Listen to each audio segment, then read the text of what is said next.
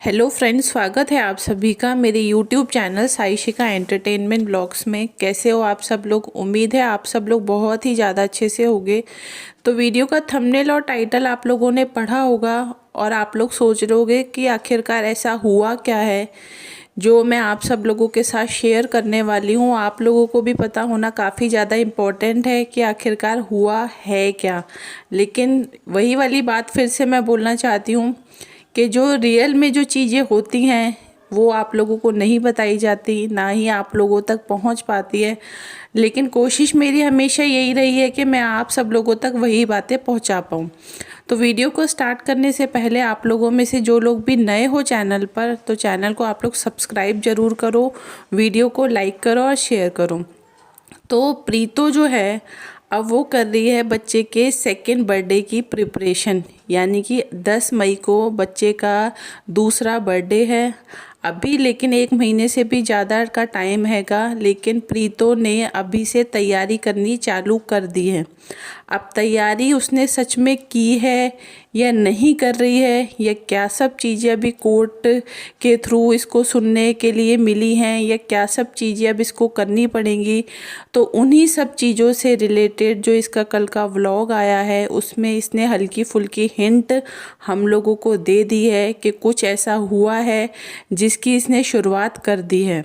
तो अब हुआ है क्या? आखिर हुआ ये है कि पिछले साल अगर आप लोगों को याद होगा तो बच्चे का जो फर्स्ट बर्थडे था, तो बर्थडे को लेकर बहुत कंट्रोवर्सी हुई थी। उस टाइम पर हुआ ये सब था कि जो प्रीतो है, प्रीतो का कहना ये था कि प्रीतो ने नन्नू को कॉल किया था कि बच्चे का बर्थडे किस तरीके से सेलिब्रेट करना है, बट नन्नू की तरफ से कोई भी रिप्लाई नहीं आया था, ढंग से इसने कोई जवाब नहीं दिया था।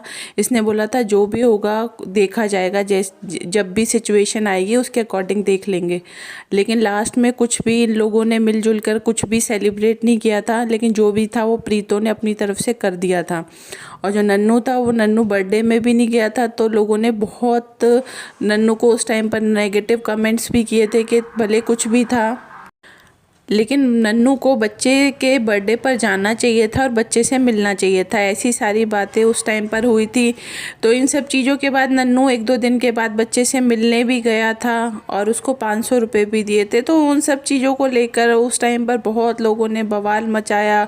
बहुत दोनों ही तरफ से, नन्नू की तरफ से, प्रीतो की तरफ से काफ़ी सारे उस टाइम पर एक दूसरे के ऊपर आरोप लगाए गए बच्चे को लेकर के।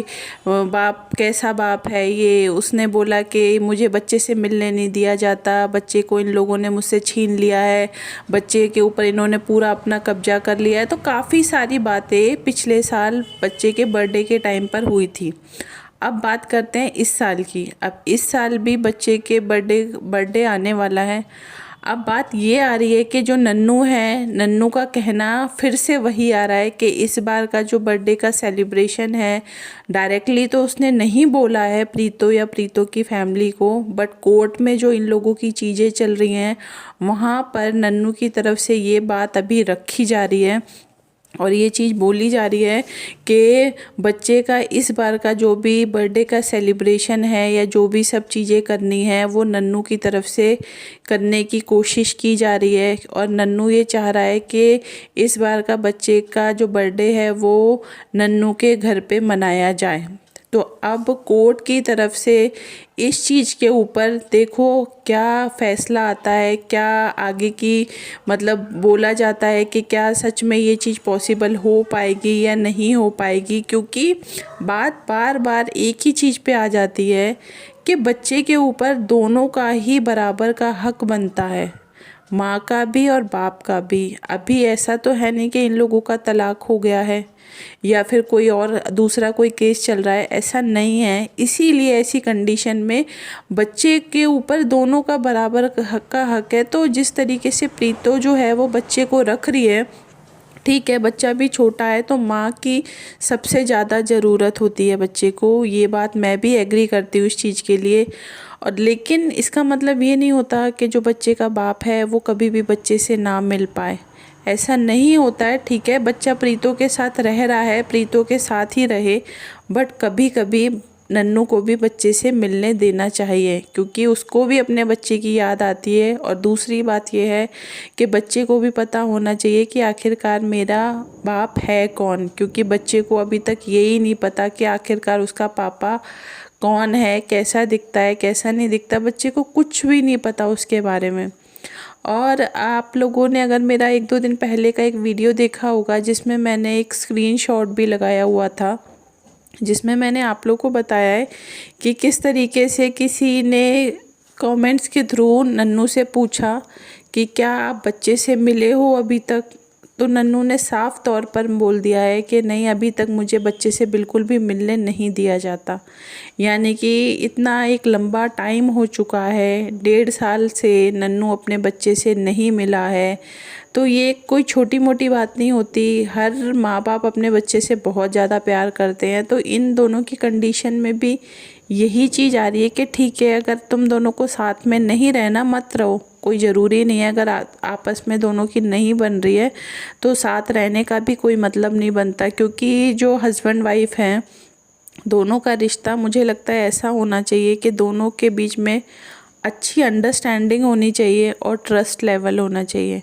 क्योंकि अगर हम आपस में अच्छी समझ ही नहीं है, एक दूसरे पे भरोसा ही नहीं है, तो ये रिश्ता कभी चल ही नहीं सकता। आप कोशिश कर सकते हो इस रिश्ते को चलाने के लिए, लेकिन एक लिमिटेड टाइम तक ये रिश्ता चल पाएगा। आगे चल के ये रिश्ता एक टाइम ऐसा आएगा जब वो ख़त्म हो ही जाएगा।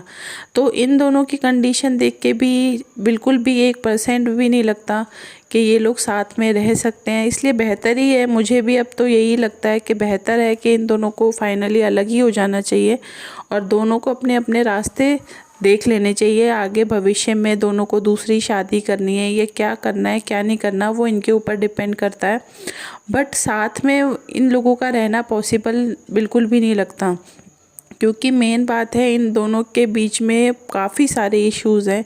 इतने ज़्यादा हैं कि अगर ये लोग बैठ के उन चीज़ों को अगर सॉल्व भी करने की कोशिश करेंगे तो वो मुझे नहीं लगता कि कभी सॉल्व हो पाएंगे, क्योंकि इतने ज़्यादा मनमुटाव हो चुके हैं दोनों के बीच में कि वो चीज़ें अब सॉल्व हो ही नहीं पाएंगी। लेकिन अगर ये कोशिश करें, 1%, कहते हैं ना, कई बार 1% पे भी चीज़ें चेंज हो जाती हैं। 99 में से 1% भी कई बार काम कर जाता है। तो वो 1% जो है वो सिर्फ बच्चे के लिए ही है कि अगर बिल्कुल इनको लगता है कि हाँ, हम एक चांस ले सकते हैं अपने बच्चे के लिए, अपने रिश्ते को बचाने के लिए, कि हमारा बच्चे का भविष्य ना ख़राब हो, तो बस थोड़ा सा अगर ये चाहे तो चीज़ें सॉल्व भी हो सकती हैं। डिपेंड सब कुछ इन्हीं दोनों के ऊपर करता है। क्योंकि चाहे दुनिया वाले लोग इनको कितना ही समझा लें, चाहे कितना ही कुछ कर लें, उनके किसी के भी समझाने से कुछ भी नहीं होगा। समझना इन दोनों को ही पड़ेगा, क्योंकि जिस दिन ये दोनों समझ गए उस दिन तो सारी चीज़ें ही सॉल्व हो जाएंगी।